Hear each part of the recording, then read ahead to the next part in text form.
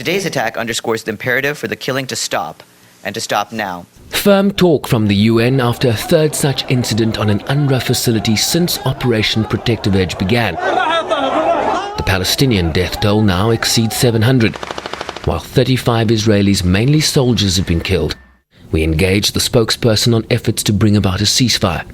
Given the high-stakes diplomacy we're seeing in the Middle East from the Secretary General, the shuttle diplomacy, pushing for a ceasefire, what are his expectations of the Security Council, and does he support the Jordanian draft that is currently under consideration?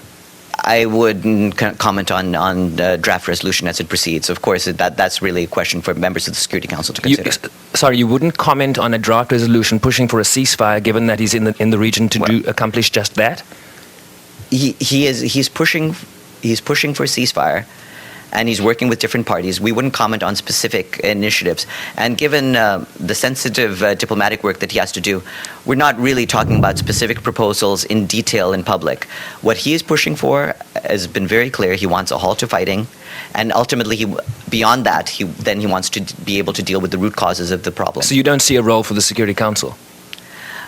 I wouldn't have any comment on that. It's really for the Security Council members to consider. Earlier this week, South Africa called on the Security Council to pass a resolution to stop the indiscriminate killings of civilians. Sherwin Bryceby's SABC News, New York.